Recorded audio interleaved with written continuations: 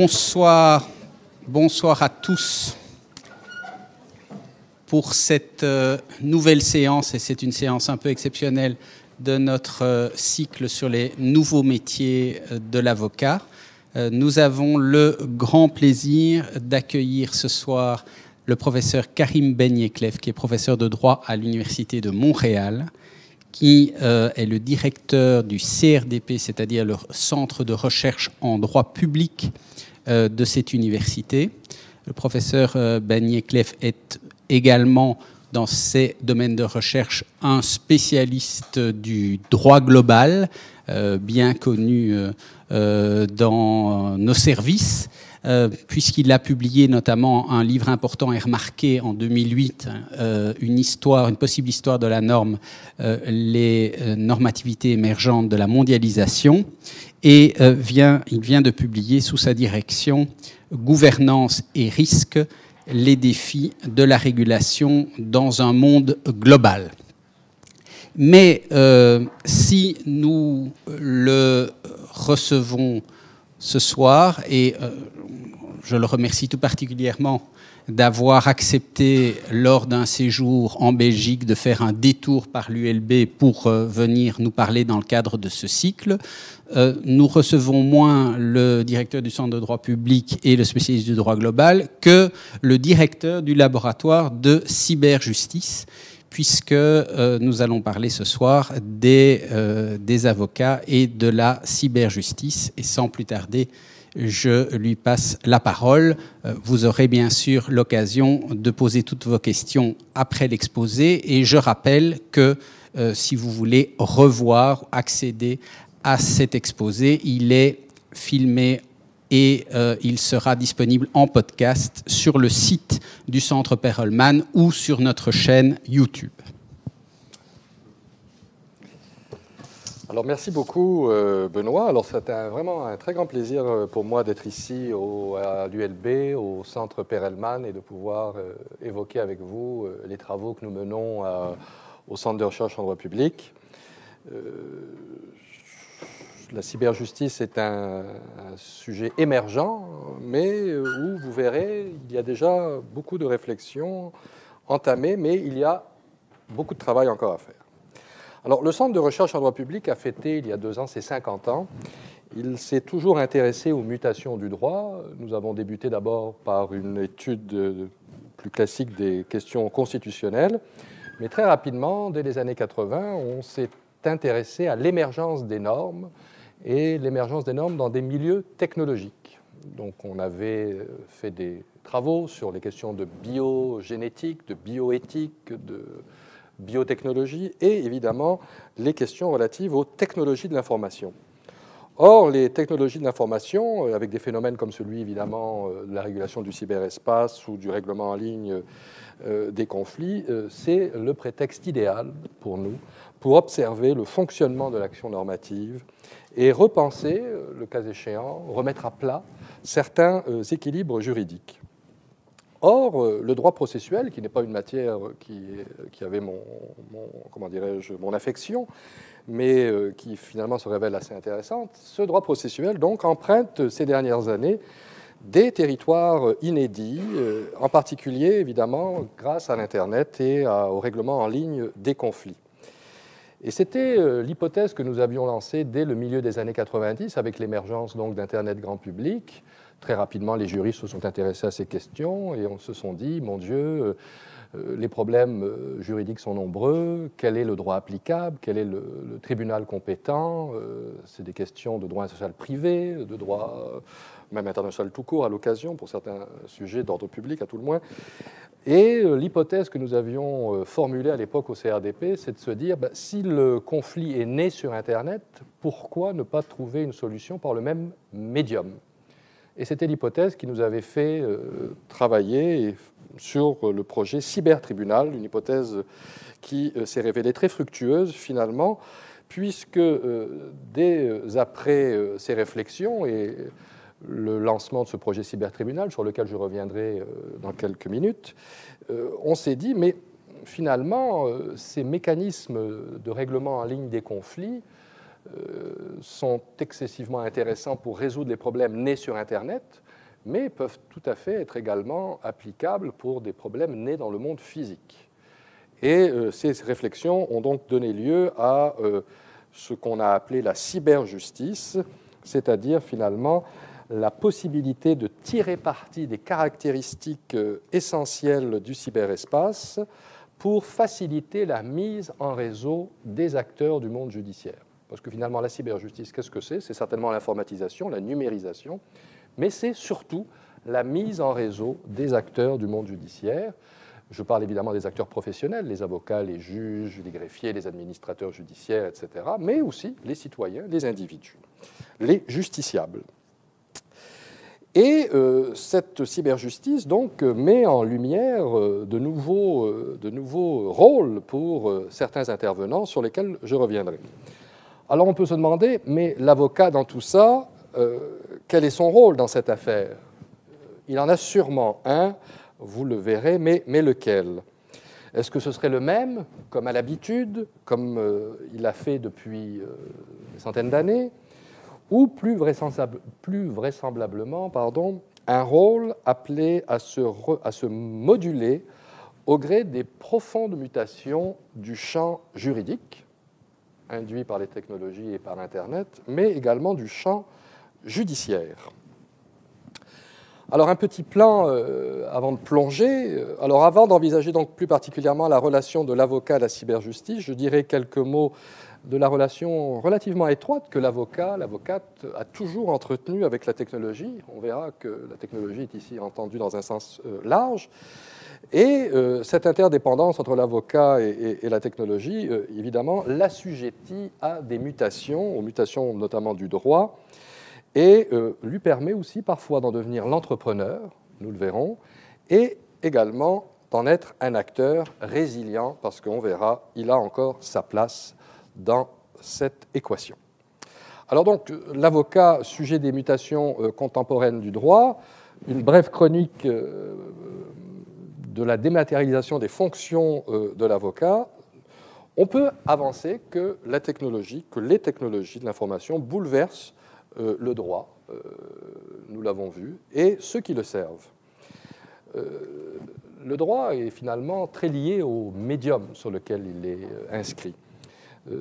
Nous avons, dès le milieu des années 90, avec cette hypothèse dont je faisais état tout à l'heure, avancé une autre hypothèse aussi, et nous n'étions pas évidemment les seuls, certains collègues comme Ethan Katz aux États-Unis y avaient réfléchi également, à savoir qu'on ne peut pas changer de médium, le droit ne peut pas changer de médium sans que cela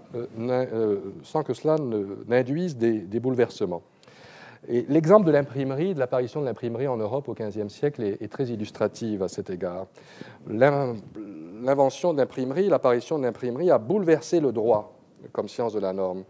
Ainsi, par exemple, pour les common lawyers, ça a permis finalement de concrétiser ou finalement de rendre incontournable la fameuse technique du précédent, qui est au cœur de la common law. Jusqu'ici, nous avions des manuscrits. Il n'y avait pas véritablement une circulation de l'information aussi importante qu'elle aurait pu l'être avec l'imprimerie. Et évidemment, en plus, avec l'imprimerie, il y avait une notion de confiance qui venait s'ajouter.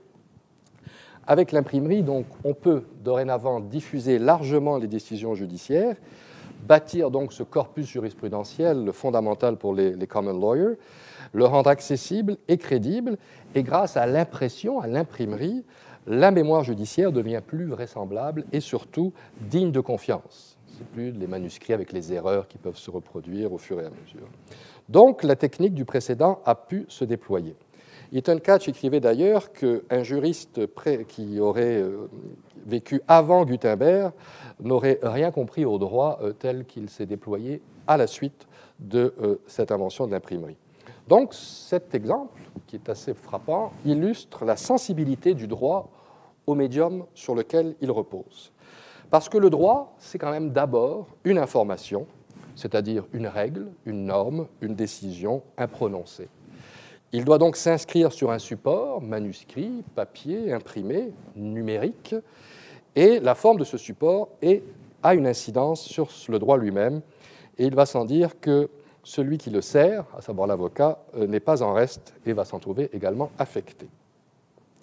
Donc la profession d'avocat a pour fonction essentielle, nous le savons aussi, d'entreposer, de catégoriser, de récupérer et d'analyser des données. C'est presque un ordinateur ce que je suis en train de décrire. C'est l'avocat qui prend un problème juridique, qui va effectivement le catégoriser, analyser des données factuelles, etc. Donc toute modification des modalités d'accès et de traitement de l'information sera pour lui de nature à entraîner des modifications, des chamboulements pour sa profession. Donc l'hypothèse, et ça c'est pas lié particulièrement au laboratoire de cyberjustice, c'est lié aux travaux qu'on mène au Centre de recherche en droit public depuis plus de 20 ans sur ces questions, c'est que le changement de médium va entraîner une mutation des façons de faire, de dire, de faire, de dire, voire même peut-être de penser. Donc les vagues successives d'innovation technologique ont entraîné, nous le savons, une grande libéralisation de l'information juridique et une libéralisation aussi de son intelligibilité. C'est beaucoup plus accessible que ce ne l'était autrefois. Et donc on peut s'interroger sur le fait de savoir si cette démocratisation du savoir juridique ne serait pas de nature à emporter l'avocat qui serait peut-être devenu un intermédiaire, je me fais volontiers provocateur ici, superflu entre le citoyen et le droit, évidemment, et la justice également. Alors, je parlais de l'essor de l'imprimerie, je parle aussi maintenant du passage du papier au numérique. Ça affecte la profession d'avocat au point où il est même devenu fréquent de s'interroger, et là je parle sous couvert de citation, si je puis dire, sur l'éventualité de l'existence d'un droit sans avocat. Je fais évidemment référence à certains ouvrages, notamment à celui de Richard Susskind, The End of Lawyers, où il prétend, de manière peut-être un peu exagérée, que si les avocats ne s'adaptent pas, ils disparaîtront. Cette disparition reposant notamment en partie sur l'idée qu'un accès plus direct au droit et à la justice viderait l'essence même des fonctions de cet intermédiaire qu'est l'avocat. Donc, avec l'imprimerie d'abord, la numérisation, examinons cette question très rapidement. Alors, les décisions de justice restaient jusqu'à la numérisation, jusqu'à la création de ces fameux Legal Institutes sur lesquels je reviendrai. Ces décisions de justice, donc, restaient jusque-là les privilèges des lieux de pouvoir. On pouvait évidemment y avoir accès, mais c'était bien difficile. Il fallait aller à la bibliothèque du barreau, on ne sait pas n'importe qui y avait accès, le latin était souvent utilisé, bon, le profane n'y avait pas accès et l'avocat demeurait à ce moment-là un filtre indispensable. L'essor de l'informatique et du cyberespace marque une réduction dans le domaine du droit, mais dans bien d'autres domaines. On a parlé de désintermédiation. Donc l'essor de l'informatique et du cyberespace marque une réduction de l'écart d'information entre le demandeur de droit et le pourvoyeur de l'offre. Alors, à partir effectivement de la structure du réseau Internet, et là je cite Tom Bruce, un des grands penseurs et des créateurs de l'accès libre au droit, Internet a baissé les coûts d'accès au droit. Les coûts d'accès qui étaient souvent pas seulement financiers, mais enfin culturels, etc. C'était difficile d'avoir accès au droit, comme je disais. Eh bien, les coûts d'accès au droit sont aujourd'hui abaissés. Et on a tôt fait, évidemment, de s'émerveiller devant ce qui peut ressembler à un véritable décloisonnement de l'information juridique qui progressivement sort du giron de l'avocat pour être accessible au plus grand nombre et devient aussi non seulement accessible, mais compréhensible à de plus en plus de personnes. Et c'est dans les années 90 donc, que tout cela s'est déroulé, notamment sous la houlette de Bruce et Martin, Tom Bruce et Peter Martin à Cornell, qui ont été les premiers à créer le Legal Information Institute, qui a fait florès, puisqu'on a aujourd'hui des Legal Information Institute un peu partout, au Canada, qui a été le deuxième ou le troisième avec les Australiens, le Canadian Legal Institute, qui est fondé sur l'idée que le droit doit être accessible gratuitement. Donc c'est une compétition pour tous les fournisseurs comme LexisNexis, Westlaw, etc., qui à l'époque étaient encore des systèmes fermés et accessibles seulement à des professionnels richement dotés. Ces expériences ont fait en sorte que les legal institutes, les instituts juridiques, appelons-les comme ça peut-être, constituent aujourd'hui une véritable communauté qu'on retrouve un peu partout sur le monde. Ils ont leurs rencontres annuelles, ils écrivent des manifestes, ils réclament encore une fois la libre circulation des données. Alors ces Legal Institutes ont eu un rôle très important donc, dans cette démocratisation du droit par le numérique. Et je me souviens qu'à Montréal, nous avons été les premiers au CRDP à diffuser l'édition de la Cour suprême du Canada dès 1992. Le juge en chef de l'époque, Antonio Lamer, qui était un ancien diplômé de chez nous, a facilité évidemment cette diffusion, mais s'en est très rapidement félicité, puisqu'il nous disait, chaque fois qu'il nous rencontrait, que quand il voyageait, il était très heureux de constater que la Cour suprême du Canada était dorénavant citée ici et là. Et évidemment, ça a participé à ce phénomène qui relève du droit global, cette fois-ci le fameux transjudicialisme, qui est facilité évidemment par cette diffusion des décisions judiciaires. L'accès à la doctrine a aussi été facilité par la création de revues juridiques accessibles librement. Je pense à la revue que nous avons créée au CRDP, qui va fêter l'année prochaine ses 20 ans déjà, la première revue en ligne, la première revue juridique en ligne en français, et une des premières en toutes langues confondues, qui là aussi a facilité l'accès.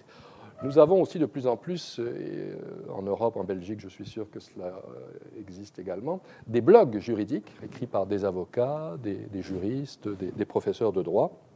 Et un phénomène plus récent, mais aussi en pleine explosion, dont on peut évidemment aussi entretenir des doutes quant à sa validité sur certains points, on pourra peut-être évidemment en parler, c'est évidemment les fameux Massive Open Online Courses, des cours gratuits donnés à des grands nombres d'étudiants gratuitement en général, sans forcément avoir un diplôme.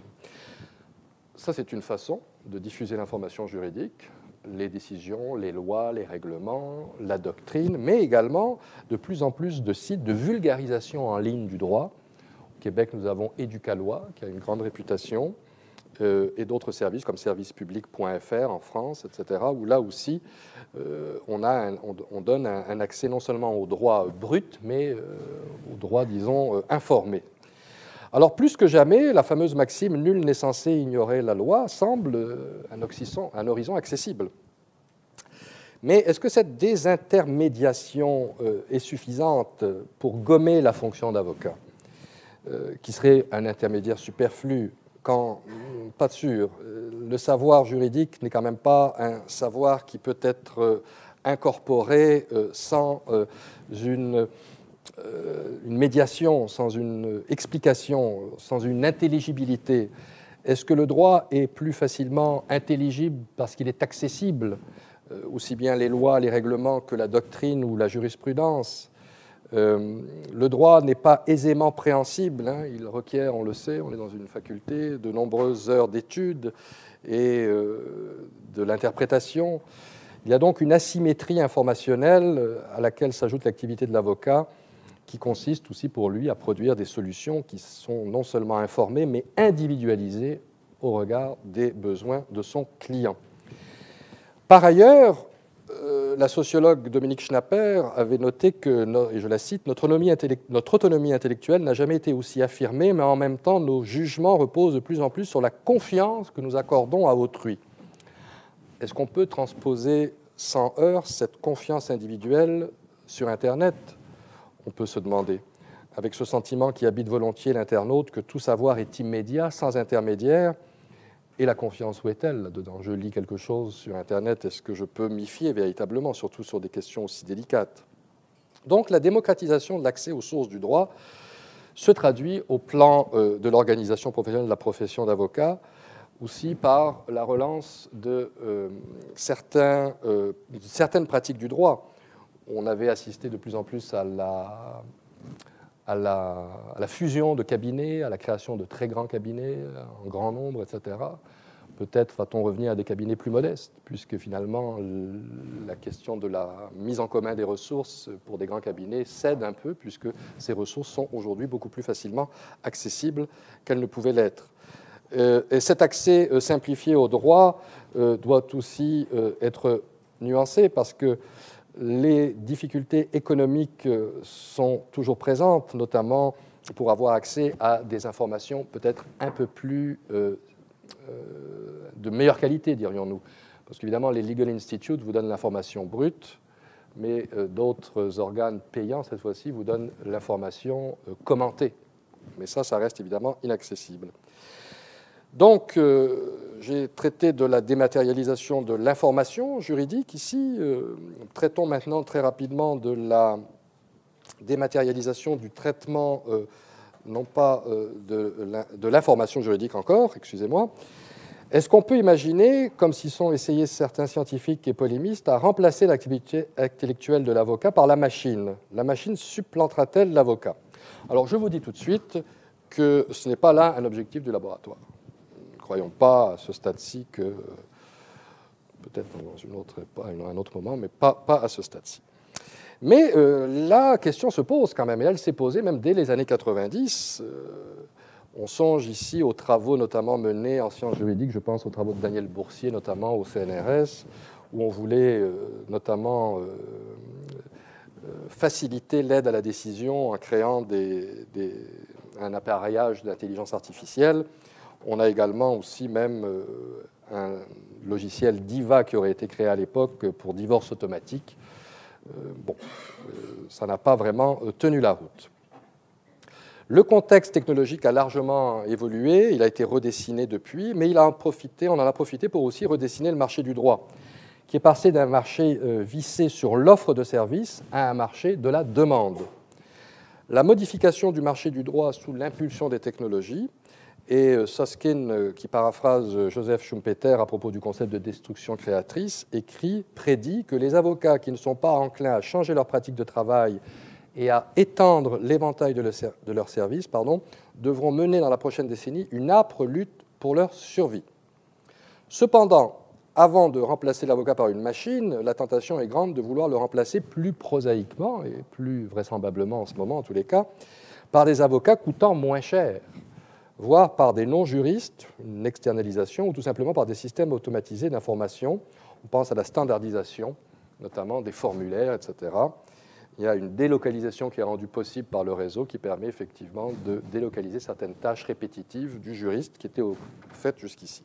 Quant à l'externalisation, donc se fondant et tirant avantage du réseau et de l'information permise par celui-ci, il est devenu possible, voire très très facile aujourd'hui, de traiter certaines tâches routinières, certaines tâches juridiques, routinières, répétitives, comme la revue de documents, et là je cite en anglais, basic contract drafting aussi, c'est de certains contrats basiques, dans des pays où la main-d'œuvre est moins chère. On pense notamment à l'Inde, et les pays anglo-saxons y ont recours très régulièrement, des cabinets d'avocats à Montréal ont recours à des sous-traitants indiens pour certaines tâches répétitives et routinières.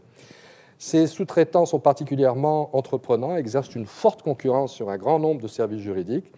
Il faut également compter sur la sous-traitance que l'on pourrait qualifier de structurelle, avec évidemment l'apparition de plus en plus en Europe, ça existait en Amérique, mais ça a pris aussi une importance croissante, des paralégaux, parajuristes, et évidemment des comptables et même des informaticiens qui constituent aujourd'hui une sorte de concurrence à l'avocat.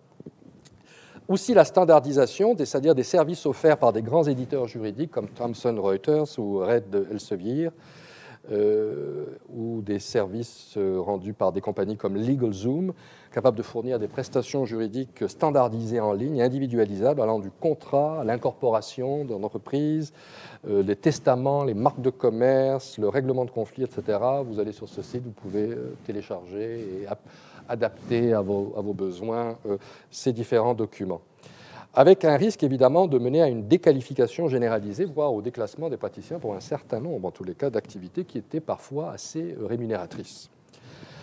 Alors évidemment, Louis Assier-Andrieux, dans son ouvrage, un rapport qu'il avait fait pour le barreau de Paris, je crois, ou pour le Conseil des barreaux français, avait parlé de mercantilisation des rapports sociaux, donc de marchandisation. Le droit, évidemment, n'y échappe pas. Pourquoi y échapperait-il ? Donc le marché des services juridiques sera en pleine mutation, passant d'un marché de l'offre, comme je disais, jouissant de la notabilité réelle ou supposée des acteurs, le prestige de l'avocat, sa crédibilité, à un marché de la demande, gouverné par une forte concurrence qui recherche évidemment l'achat à moindre frais. Et aujourd'hui, c'est tout juste si on ne va pas avoir des comparateurs de prix également pour certains services juridiques. Donc il y a une restructuration du fonctionnement de l'offre du service juridique. Alors, que doit faire l'avocat ? Sans doute peut-être se concentrer sur des services à haute valeur ajoutée, qui ne peuvent pas être sous-traités par hypothèse ou qui ne peuvent pas faire l'objet de contrats types ou de formulaires préétablis. Donc l'avocat, avec ses services à haute valeur ajoutée, ne doit pas non plus oublier de s'entourer lui-même de nouveaux outils, logiciels et autres, et de nouvelles compétences, notamment en matière de comptabilité ou de gestion des affaires.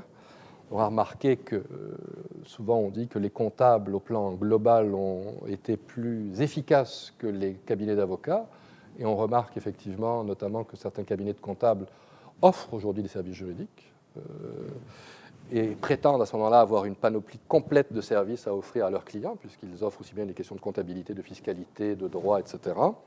Alors l'avocat doit être conscient de cela. Mais bon, la confiance portée en l'avocat me semble subsister. Le secret, garantie déontologique importante, le secret professionnel, la question du contentieux. On n'a pas encore d'avocat robot qu'on peut envoyer plaider à sa place devant les tribunaux. Mais il faut bien reconnaître également que l'avocat, enfin, je ne connais pas la situation exactement en Belgique, mais au Québec notamment, des sondages démontrent que l'avocat, au niveau de la réputation, arrive juste derrière la profession de garagiste en termes de confiance du public. Donc il y a là, évidemment, quelque chose sur lequel il faut travailler.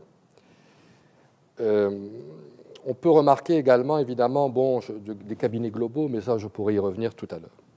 L'internationalisation des fonctions juridiques, le cyberespace peut devenir un territoire en lui-même pour l'avocat. On pense évidemment au règlement en ligne des conflits, le ODR, l'Online Dispute Resolution. Le règlement en ligne des conflits, c'est un phénomène qui participe aux mutations et aux transformations des fondements du droit moderne. Et en raison du caractère global et parfois anational du règlement en ligne des conflits, on peut, dans cette optique, entrevoir une globalisation de la profession d'avocat qui serait en quelque sorte détachée de son territoire national.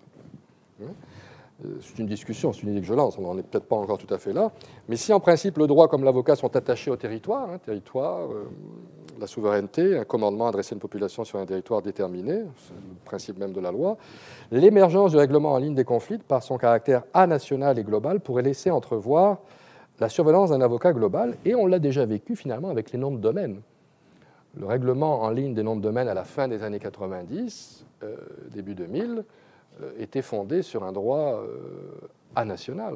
Il n'existe rien de tel qu'un droit international des marques de commerce. Les marques de commerce, par hypothèse et par fondement, s'il y a des gens de propriété intellectuelle ici, ils vont me le confirmer, c'est national. Il n'y a pas de... Enfin, il y a les marques fameuses aussi, mais bon, c'est un cas un peu à part. Donc on avait déjà là un exemple.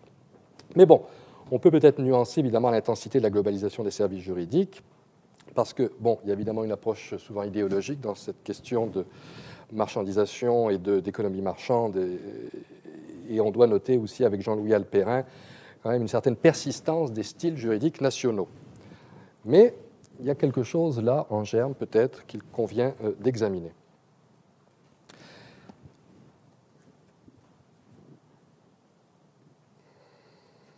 Alors là, c'est ce bouton. Ça n'avance plus. Je ne sais pas, ça veut dire qu'il est peut-être gelé.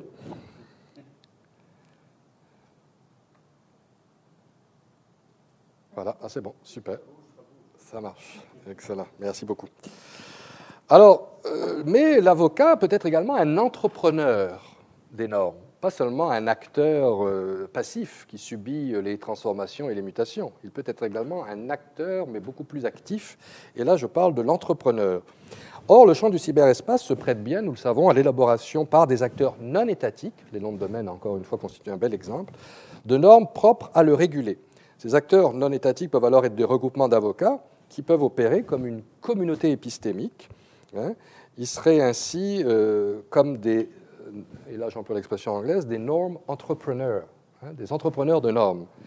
C'est une idée qui avait été mise de l'avant notamment par Paul Berman, des normes entrepreneurs. Ils contribuent à l'élaboration des normes.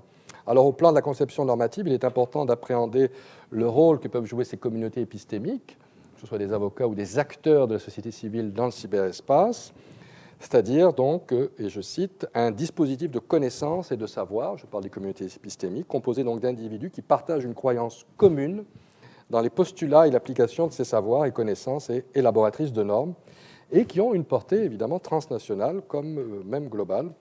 Et une fois encore, les cabinets de comptables, notamment avec leurs normes comptables, sont un bel exemple. Alors l'aventure des noms de domaine peut illustrer cette idée de norme entrepreneur. la contribution donc par la société civile à l'émergence et éventuellement à la cristallisation des normes. L'entrepreneur normatif plaide pour sa paroisse.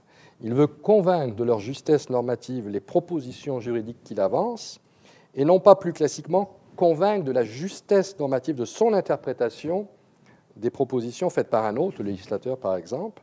La distinction peut apparaître ténue, mais elle est bien présente. Est-ce qu'elle constitue un élément de cette mutation du droit moderne? Peut-être. Une chose est sûre, elle ouvre des perspectives peu usitées dans les cercles juridiques modernes. Et l'exemple des noms de domaine, encore une fois, surgit à l'esprit. On se souviendra excusez-moi, que quand ICANN a adopté les règles relatives aux noms de domaine, elle a laissé en blanc, si on passait l'expression, la question du droit applicable. Elle a dit l'arbitre, ce n'est pas tout à fait un arbitre, mais le décideur, devra trouver la solution la mieux à même de répondre au contexte juridique. Je paraphrase. Et c'est donc créé de manière très étonnante, effectivement, un droit anational, mais global, transnational, peu importe le terme, des noms de domaine, des marques de commerce, pardon. Donc l'entrepreneur normatif entend participer à l'élaboration d'une normativité, une normativité globale, propre à faciliter la prise en compte et le traitement juridique de phénomènes contemporains indifférents à la notion de frontière nationale et difficilement saisissable par l'appareil conceptuel du droit moderne. Il faut bien reconnaître que les noms de domaine, c'était peut-être l'objet le plus non identifié de l'Internet. Parce que bon, les problèmes de propriété intellectuelle, de vie privée, c'était des choses peut-être nouvelles, de nouvelles configurations, de nouvelles déclinaisons, mais c'était des choses avec lesquelles on était relativement familier, même si les problèmes étaient démultipliés. Mais les noms de domaine, c'était un objet qu'on n'avait évidemment jamais connu, jamais vu. Il y a eu beaucoup de débats. Est-ce qu'on devait le traiter comme un élément de propriété intellectuelle ou même un élément de propriété physique, être propriétaire? D'autres ont même refusé de l'associer à la notion de propriété. On parlait de bien commun. Bon, ceux-là n'ont pas visiblement réussi. Et effectivement, vous vous souviendrez qu'avec le World Wide Web, l'émergence au milieu des années 90, les gens ne s'en souviennent peu aujourd'hui, mais les entreprises commerciales étaient très rétives. Ils disaient que c'est que ce gadget d'universitaire, ça ne marchera jamais. Donc, c'est pour ça que beaucoup de petits malins avaient enregistré, avant les grandes entreprises, leur nom de domaine, et on s'est retrouvé donc avec une flopée d'entreprises qui avaient été dépossédées de leur nom de domaine. Or, à l'époque, nous avons agi un peu comme des normes entrepreneurs. J'étais avec mes collègues Ethan Katch, Michael Fromkin et David Post. L'OMPI voulait faire main basse, l'Organisation mondiale de la propriété intellectuelle voulait faire main basse sur le règlement en ligne des conflits. Il venait juste d'ailleurs de créer, c'était très étonnant, mais il venait juste de créer un centre de médiation et d'arbitrage. Et peu de temps après, ils déposent un rapport où ils disent nous devons nous occuper de ça. Alors avec nos collègues américains, on avait dit non, il faut avoir une concurrence des Dispute Resolution Providers. Et c'est ce qui s'est passé. Il y a eu heureusement trois organismes qui avaient été créés à l'époque. L'OMPI, National Arbitration Forum, et e-Resolution, qui était basé à Montréal. Et nous avions à l'époque fondé cette expérience sur justement l'aventure du cybertribunal et développé une application pour faciliter le règlement en ligne des conflits. Alors, e-Résolution et le phénomène des noms de domaine a fait l'objet de très sévères critiques à l'époque, vous vous en souviendrez peut-être. On était des normes entrepreneurs, mais bon, on était aussi sujet à la critique. Et c'était tout à fait normal, et notamment deux études, celle de Milton Mueller et de Michael Geist, qui avaient quand même démontré que si vous étiez une entreprise titulaire d'une marque de commerce, vous aviez en général 95% de chances de récupérer votre nom de domaine si vous alliez à l'OMPI, et 94 ou 96, peu importe, de chances de récupérer le même nom de domaine si vous alliez chez National Arbitration Forum, qui était aux États-Unis. Et si vous alliez chez e-Résolution, et je ne le dis pas par vantardise, puisque c'était des chiffres, et nous étions essentiellement, nos listes d'arbitres composées de professeurs d'université, qui n'avaient peut-être pas le biais systémique qu'ont les avocats de marque de commerce, là, la chance était évidemment baissée beaucoup. On était plutôt dans les 60%. Donc, il y avait là une leçon aussi. Les normes entrepreneurs, c'est très bien dans le monde de l'Internet. Les acteurs de la société civile, c'est très bien, mais il faut quand même être prudent. Parce que l'idée de l'ordre public, ou enfin surtout de l'égalité des chances, de l'équité, etc., n'est pas forcément partagée par tous. Mais il est évident qu'à l'époque, pour nous, au-delà de cette question de l'entrepreneuriat, si je puis dire, ça a été la preuve qu'il était possible de mener à grande échelle des affaires en ligne, puisque nous étions les seuls, d'ailleurs, à l'époque, à offrir le service de règlement en ligne des conflits pour les noms de domaine. Et là, ce n'était plus un projet expérimental universitaire, comme avec le cybertribunal dès 1998, c'était un projet réel, avec de vrais avocats, de vraies avocates, de vraies affaires. Et la preuve était donc faite que la résolution en ligne des conflits était une avenue crédible qui pouvait répondre aux plus hauts critères d'excellence et de professionnalisme.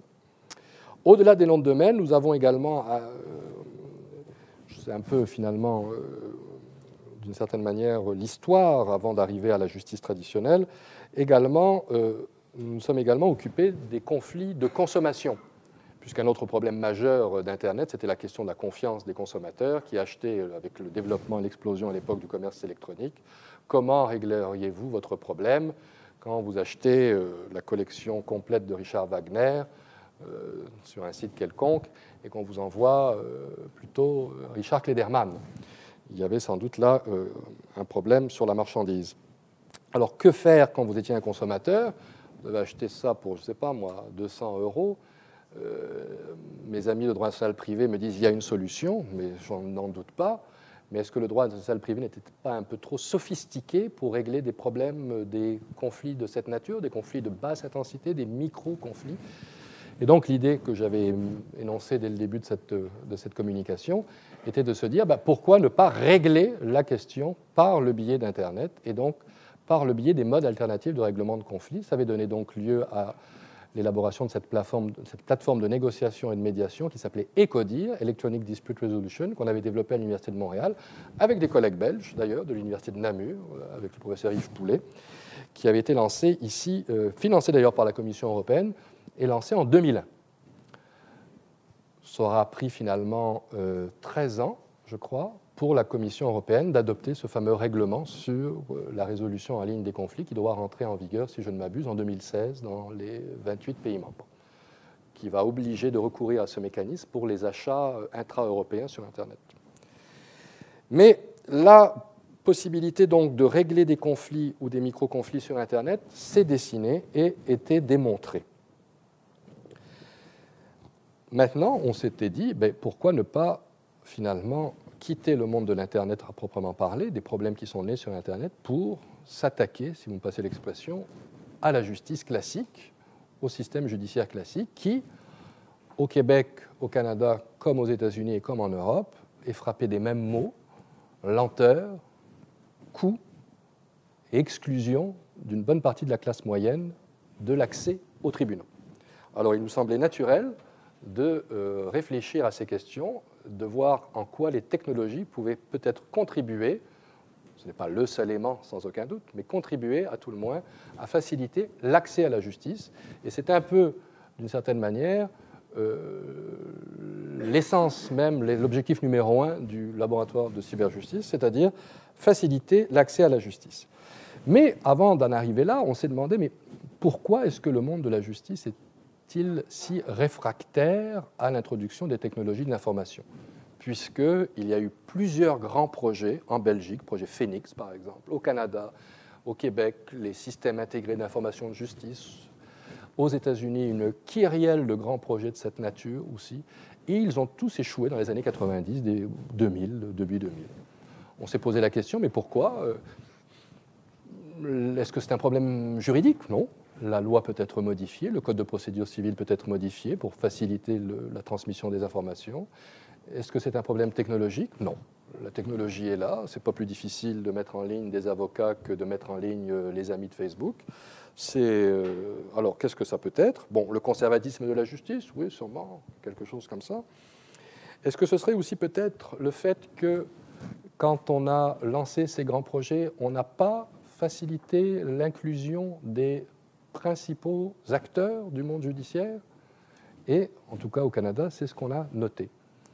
C'était les ministères de la Justice des différentes provinces qui octroyaient des grands contrats à des grands intégrateurs informatiques, pleins de talent, mais qui se trouvaient finalement à créer des comités de pilotage où vous aviez une huitaine de programmeurs, une dizaine d'ingénieurs de réseau, et 2 ou 3 avocats, 2 ou 3 juges, et à qui on montrait finalement le résultat des travaux en disant voilà, c'est comme ça.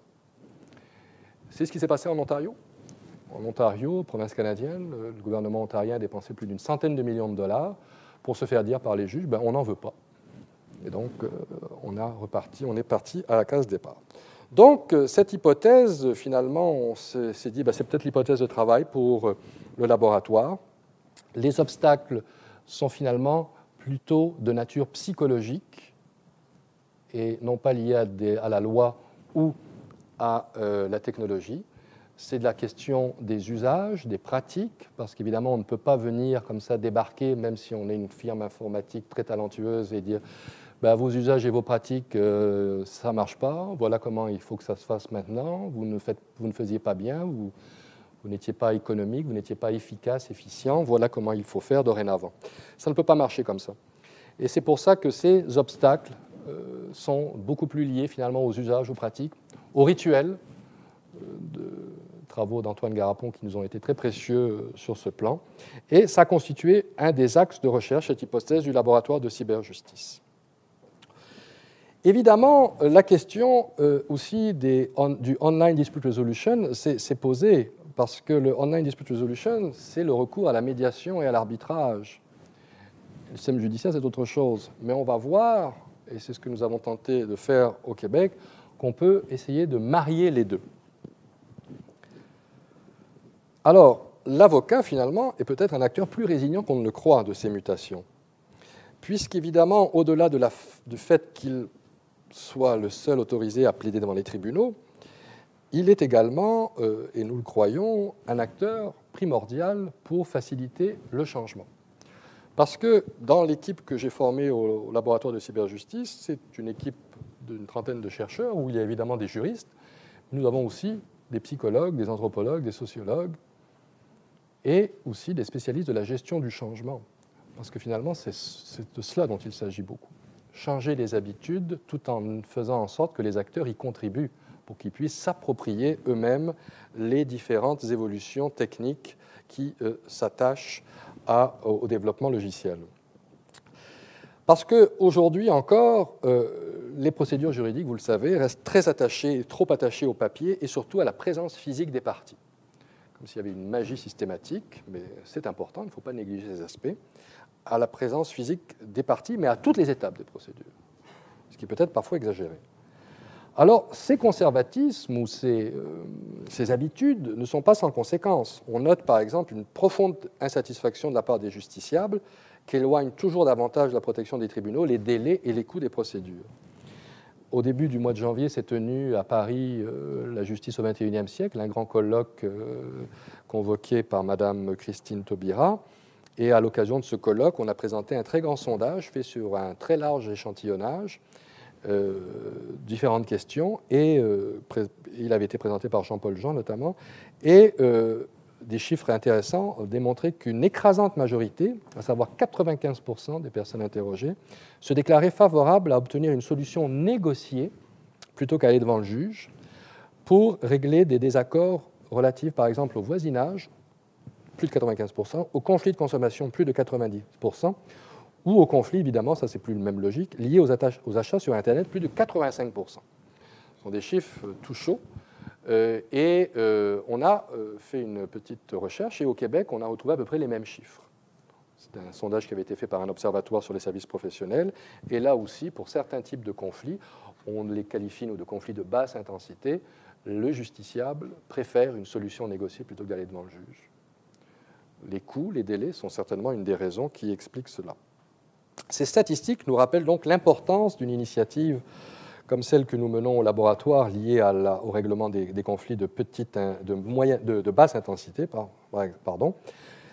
qui vise donc à exploiter les avantages offerts par les technologies au profit de l'appareil judiciaire, tout en utilisant, comme je l'ai déjà dit, le prétexte de la technologie pour repenser les processus de justice de manière à répondre aux attentes des justiciables.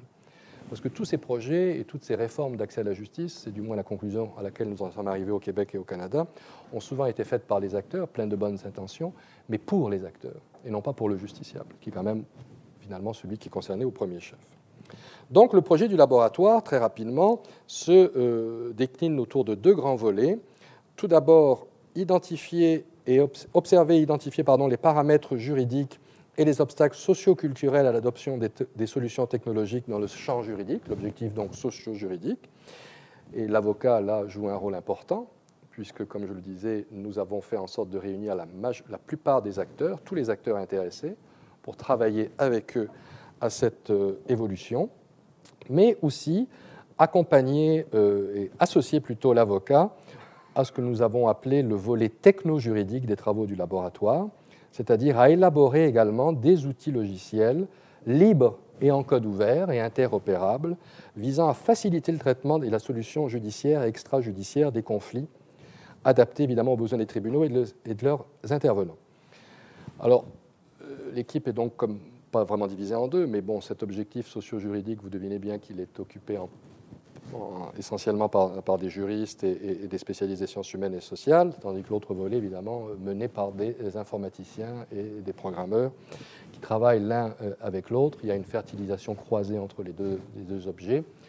Le laboratoire est également un outil de simulation et d'observation. Ça nous permet donc de tester les appareils, les développements logiciels, les modules logiciels, que nous développons avec des étudiants, mais également avec les acteurs, avec les avocats, avec les juges. Les juges sont très partie prenante de ces développements. Et c'est peut-être parce qu'ils sont partie prenante qu'ils acceptent plus facilement l'introduction de technologies. Et c'est mon prochain point. La technologie nous force finalement à réfléchir au fondement même du droit processuel ou des processus de justice.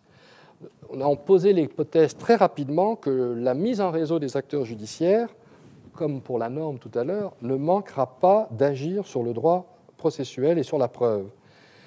Un aggiornamento du droit processuel. En effet, modéliser et mettre en réseau la procédure judiciaire devrait nous amener à repenser celle-ci, telle qu'elle se déploie aujourd'hui, pour prendre avantage des possibilités offertes par les technologies, pour reconsidérer l'architecture même du droit processuel.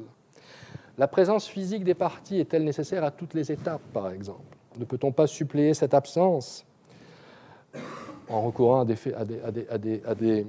des mécanismes que l'on connaît, la visioconférence? Mais il ne suffit pas de mettre une caméra et un écran de télévision dans une salle de cours. La technologie n'est jamais neutre, l'angle de vue n'est jamais neutre.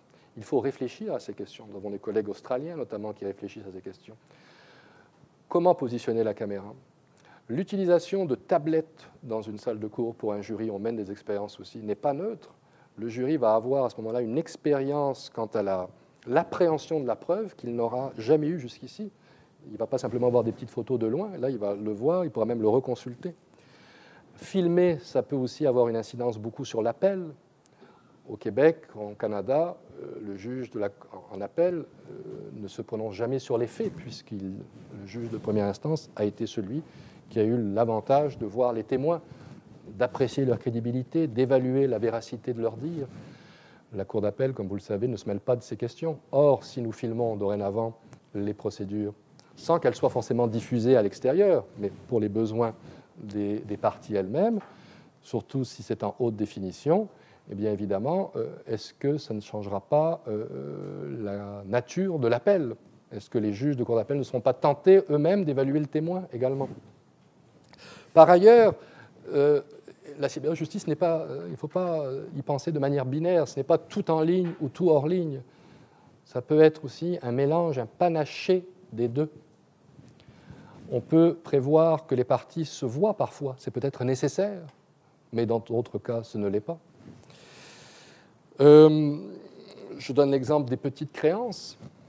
Quand on avait lancé l'expérience du cybertribunal dès le milieu des années 90, on n'a pas eu beaucoup d'affaires parce que c'était un processus volontaire, mais une des premières questions que nous posions dans une sorte de questionnaire après les faits, est-ce que vous auriez voulu voir l'autre partie? La majorité des personnes, la très grande majorité, répondaient non, ça ne me sert à rien. Et on a remarqué avec des spécialistes de la médiation que des fois, dans des conflits de basse intensité, voir l'autre partie nuisait à la résolution du conflit. Souvent, c'est parce que la tête de la personne ne nous revient pas, tout bêtement, et alors on oublie l'objet du conflit, et on se focalise sur l'inimitié que l'autre personne nous inspire. la question de la présence des parties aussi, on parle de plus en plus d'holographie également. Pas seulement pour voir un témoin, mais pour recréer la scène d'un crime, par exemple. Alors d'autres exemples pourraient être donnés, évidemment, qui répondent d'abord aux besoins des parties, c'est toujours aussi un objectif, et qui se bornent dans un premier temps à modéliser la procédure existante. Mais cette modélisation de la procédure existante, comme je le dis, peut mener à d'autres réflexions qui bouleverseront éventuellement le système processuel. Alors, c'est évidemment, pour l'avocat, la seule manière de ne pas être exclu de l'affaire au profit des ingénieurs ou des informaticiens, c'est évidemment d'être partie prenante de l'aventure, et c'est ce que nous faisons. Nous avons par exemple développé une plateforme de négociation de l'entente sur le protocole de l'instance à la demande du barreau de Montréal. Ce module consiste tout simplement à modéliser la procédure d'entente sur le protocole de l'instance, conformément au Code de procédure civile du Québec, afin de créer donc une application mobile qui permet aux avocats, aux parties et aux juges de négocier en ligne les termes d'un échéancier sur le déroulement de l'instance, d'en générer une copie en format PDF et de synchroniser leurs agendas électroniques. Un autre projet, IsaWeb, est un module d'une interface très simplifiée. Notre salle a à peu près à 4 écrans qui sont eux-mêmes divisibles en 9 deux fois et en 4 deux fois, donc ça vous fait une grande possibilité de présenter des preuves ou des témoins. Et c'est un petit peu compliqué, c'est un peu plus compliqué qu'allumer la lumière. Et donc, je me trouvais un peu dépourvu. Et on a eu l'idée de développer une application, une interface pour la gestion des salles d'audience qui s'appliquerait dans cette salle, mais qui peut s'appliquer ailleurs, et qui permet à partir d'une tablette de gérer la preuve présentée devant un jury ou un juge, et qui permet donc de faciliter le partage de l'information. Parce que où le laboratoire innove beaucoup, c'est qu'il y a énormément de systèmes qui ont été développés de case management, de gestion de l'instance, outils informatiques pour gérer l'information, les échanges d'informations. Et il y a évidemment des outils qui ont été développés, on le voit dans certaines salles de cours, aux États-Unis, en Europe, pour la visioconférence. Mais le mariage des deux, c'est-à-dire le mariage de l'information et de l'audiovisuel, ça c'est une nouveauté. Et cette application illustre par exemple ce mariage. Mais on doit se demander si cet outil, très pratique, très sympathique, s'il n'aura pas, comme je le disais un peu tout à l'heure, une incidence très sérieuse sur la présentation et l'appréhension de la preuve par un jury, qui pourrait être beaucoup plus, évidemment, impressionné par certains types d'images, certains types de preuves, qui ne l'est dans d'autres occasions. Donc l'avocat, ici, revient, puisqu'il travaille avec nous sur ces questions, comme une sorte de producteur de la régulation, à travers une régulation par le code informatique. Parce qu'à ce moment-là, comme je disais, si la présentation de la preuve peut avoir un effet perturbateur sur le jury ou même sur le juge, il faut modifier le code pour imposer une certaine présentation de la preuve. Et c'est là que l'avocat, le juriste, peut jouer un rôle important. Mais nos recherches sur les conflits de basse intensité, comme je les appelle, nous ont montré aussi qu'on peut repenser la procédure. Je le dis depuis tout à l'heure, mais je vais illustrer le propos. On a toujours pensé que la médiation, l'arbitrage constituaient des modes extrajudiciaires de règlement de conflits, sans lien avec le monde judiciaire lui-même. Or, cette application que nous avons développée de négociation et de médiation en ligne pour les conflits de basse intensité va faire l'objet d'un projet pilote qui permettra à ce moment-là de faciliter je ne veux pas dire l'amalgame parce que ce n'est pas de ça dont il s'agit, mais le mariage, voilà, des modes alternatifs de règlement de conflits et du judiciaire. Parce qu'on peut très bien imaginer, par exemple, que pour des conflits de basse intensité, des conflits de petite créance, que la justice offre aux parties de négocier en ligne ce conflit.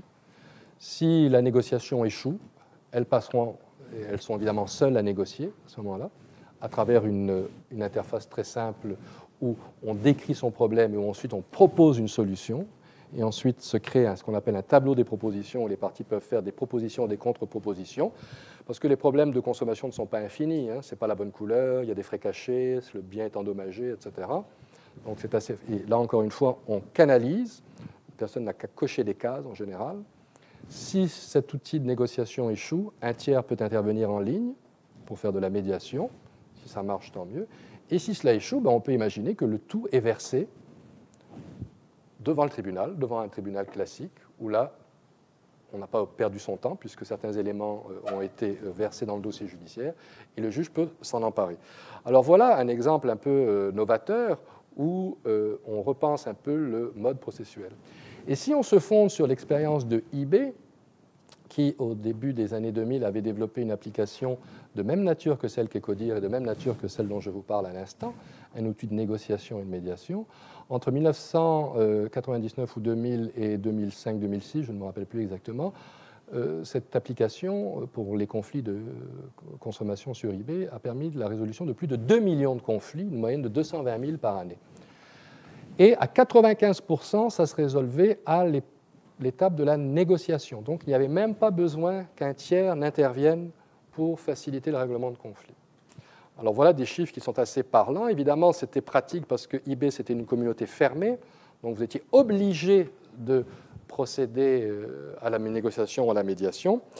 Or, au Québec, dans le prochain code de procédure civile qui va être adopté, qui a été adopté en commission parlementaire, la médiation est obligatoire pour les conflits de petites créances. La question de la présence de l'avocat ne se pose même pas au Québec, puisque depuis les années 70, l'avocat est exclu de la division des petites créances de la Cour du Québec. C'est une décision qui a été prise il y a déjà plus de 40 ans. On estime qu'ils peuvent constituer plutôt des embarras que des facilitateurs de solutions. Et donc, à ce moment-là, si on rajoute cette dimension de médiation, on peut penser qu'on va certainement avoir des taux beaucoup plus élevés de résolution de conflits.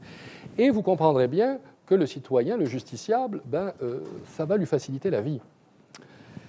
Et donc, l'avocat peut être donc un sujet passif, mais je ne le crois pas. Il peut être un entrepreneur, un acteur, et même un créateur de logiciels, si je puis dire, ou tout au moins participer à l'élaboration d'un code logiciel. Il peut donc changer de fonction à souhait. Il peut même devenir également un médiateur. Au Québec, de plus en plus d'avocats jouent le rôle de médiateur.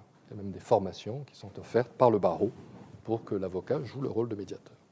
Donc son rôle se modifie, s'adapte.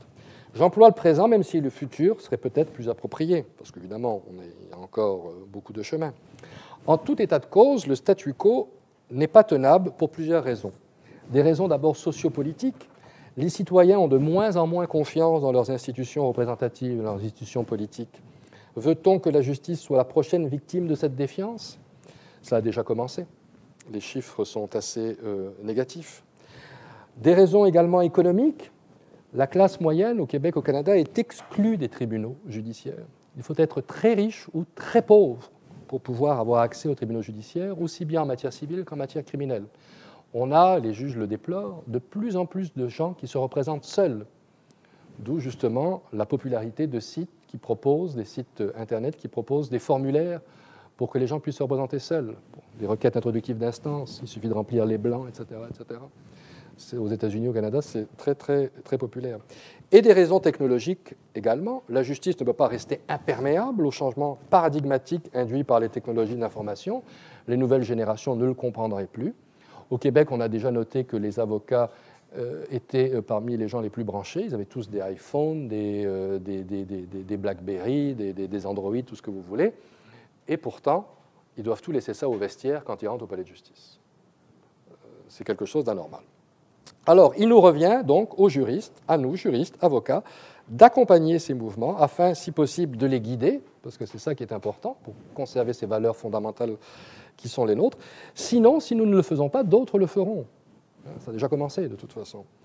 Je pense à ce site aux États-Unis, CyberSettle, qui a exclu maintenant du marché de l'assurance. Vous savez, quand vous avez des conflits de réclamation d'assurance, les avocats jouent un rôle très important.